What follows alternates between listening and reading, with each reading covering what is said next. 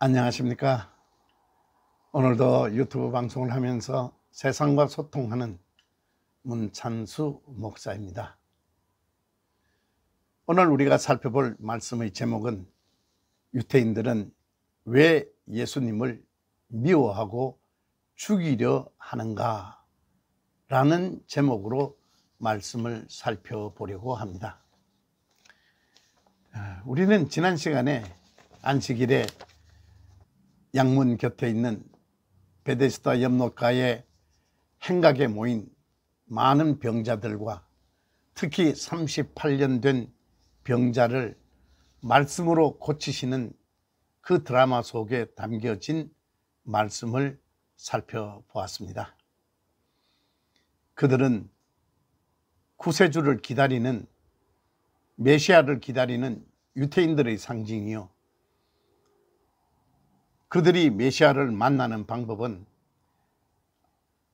오신 예수 그리스도의 말씀에 아멘하고 그 말씀에 순종하는 것으로 하나님 백성이 되고 구세주를 만나는 길이 된다는 사실을 38년 된 병자가 말씀에 따라 자리에서 일어나 걸어가니라, 그 말씀이 주시는 의미는 지금까지 메시아를 기다린다고 하면서도 메시아가 정작 눈앞에 와 있는 그 메시아를 만나는 방법을 알지 못하고 있던 유대인들에게 주시는 아주 쇼킹한 드라마였습니다. 그런데 당시에 왜 예수님은 안식일에 자꾸 병자를 고치고 이런 일들을 할까 하는 생각을 한번 해보셔야 할 겁니다. 성경에 보면은 예수께서 안식일에 병자를 고치고 하신 일이 여러 번 나타납니다. 유대인들의 눈에는 그것이 참 못마땅하죠. 요한복음 5장 16절에 그러므로 안식일에 이러한 일을 행하신다 하여 유대인들이 예수를 박해하게 된지라 그럽니다. 5장 17절에 보면 예수께서 그들에게 이르시되 아버지께서 이제까지 일하시니 나도 일하신다, 그런 말도 합니다. 유대인들의 입장에서 보면은 예수님이 안식일에 병자를 고치는 일만 해도 못마땅한데 아버지가 일하니까 나도 일한다, 이 말은 하나님 아버지와 예수 그리스도 당신을 동일하게 말씀하고 있다라는 것에 대하여 도저히 더 참을 수가 없는 겁니다. 심지어 마태복음 12장 8절에 보면은 내가 안식일의 주인이다라는 말씀을 하지요. 그 말씀은 너희들이 안식일을 지키는 그 안식일은 나를 가리키는 것이다. 그런데 그 안식일의 주인인 내가 이 세상에 왔지 않느냐라는 말을 하고 계시는 거죠. 그러니까 전통적 사고방식에 잡혀있던 유대인들로서는 도저히 예수 그리스도를 용납할 수가 없는 것입니다. 그래서 요한복음 5장 18절에 유대인들이 이를 인하여 더욱 예수를 죽이고자 하니 이는 안식일을 범할 뿐만 아니라 하나님을 자기의 친아버지라고 하여 자기를 하나님과 동등으로 삼으심이라. 그러니까 결국 예수 그리스도께서 안식일의 주인이라 하는 말이나 안식일에 병자를 고치는 일이나 이러한 일들이며 또 하나님과 자기를 동등으로 말하고 있는 이러한 일들에 대하여 유대인들로서는 도저히 참을 수가 없는 겁니다. 다른 말은 다 참아도 하나님과 예수 그리스도 당신을 동일시하는 그러한 말에 대하여는 도저히 용납할 수가 없어서 그들은 틈만 나면은 예수님을 죽이려 합니다.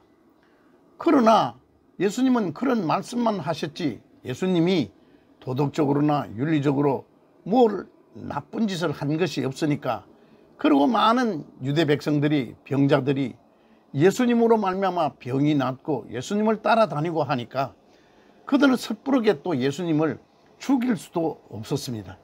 그래서 온갖 박해를 가합니다. 그런데 우리가 여기서 하나 이해해야 될 것이 있습니다.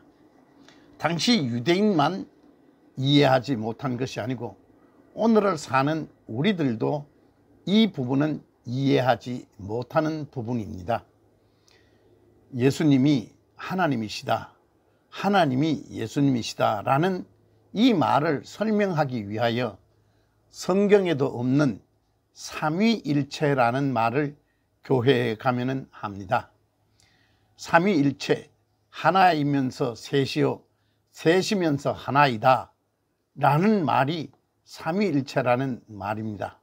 하나님은 한 분이시면서 셋 분이고 셋 분이시면서 한 분이다 라는 말입니다. 세상 사는 우리들 머리로는 이해가 되지 않지요. 일위일체인 인생이 삼위일체인 하나님을 이해한다라는 것 자체가 말이 되지 않습니다. 그래서 예수 그리스도를 구주로 아멘으로 받아들이는 일은, 예수 그리스도를 하나님으로 받아들이는 일은 하나님이 주시는 믿음이 아니면은 우리는 수용할 수 없는 일입니다. 그래서 우리는 예수 그리스도가 하나님이시며 그분이 하나님의 아들이시며 그분은 동시에 하나님 본체이심을 믿는 그 일에 대하여 신자들은 조금도 거북함이 없습니다. 왜요? 그것을 우리는 이해하고 믿는 것이 아니고 믿을 수 있는, 수용할 수 있는 마음을 하나님께서 은혜로 주셨기 때문에 우리가 수용하고 아멘하고 아무 거부감 없이 받아들이는 것입니다. 그것을 우리가 구원 얻는 믿음이라 그렇게 말하기도 합니다.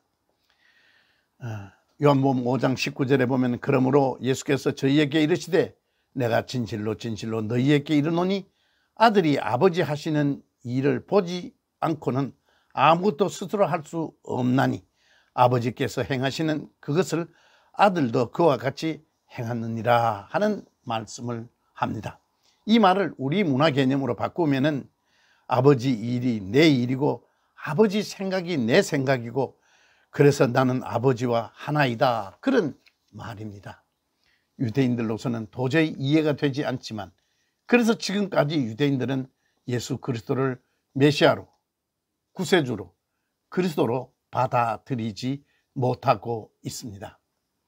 하나 조금 설명드리겠습니다. 전라도 지방에 사시는 분들이 쓰는 용어 중에 거시기라는 말이 있습니다. 그쪽에 사시는 분들은 거시기 그러면은 무슨 뜻인지 잘 압니다. 그 거시기라는 단어는 여러 곳에서 다양하게 쓰여집니다만은 그러나 그 쓰여질 때마다 그 전라도에 계시는 분들은 거시기를 알아듣습니다. 그러나 그 외 지방 사람들은 거시기란 말에 대하여 지금도 제대로 이해하지 못합니다. 어떨 때는 알아들을 것 같은데 어떨 때는 알아듣지 못하고, 그래서 우리가 하나님이 세 분이면서 한 분이시고 한 분이면서 세 분이라는 이 삼위일체 교리, 신자들은 아무 거부감 없이 받아들입니다. 그리고 요한복음 5장 21절에 아버지께서 죽은 자들을 살리심 같이 아들도 자기 원하는 자들을 살리시느니라 하는 말씀을 합니다. 이 말씀은 하나님께서 이 세상을 심판하려 하는 것이 아니고 이 세상 사람들을 위하여 구세주를 보냄 같이 나도 이 세상을 심판하려 함이 아니요 이 세상을 살리려 왔다 하는 말씀을 하시고 계십니다. 오늘 말씀은 우리가 상당히 이해하기에 어려운 부분들이 있습니다만 저로서도 이보다 더 쉽게는 설명을 할 수가 없네요. 우리는 한 분이시면서 세 분이요, 세 분이시면서 한 분이신 그 하나님의 본체이신 예수 그리스도는 이 세상을 심판하러 오신 분이 아니고 우리를 살리러 오신 분이다 라는 말씀으로 오늘 정리해 드리겠습니다. 오늘 말씀은 여기까지 하겠습니다. 감사합니다. 다음 토요일에 다시 뵙겠습니다. 안녕히 계십시오. 좋아요 버튼과 구독 버튼 눌러주시면 방송을 준비하는 목사에게 위로와 격려가 되겠습니다. 감사합니다.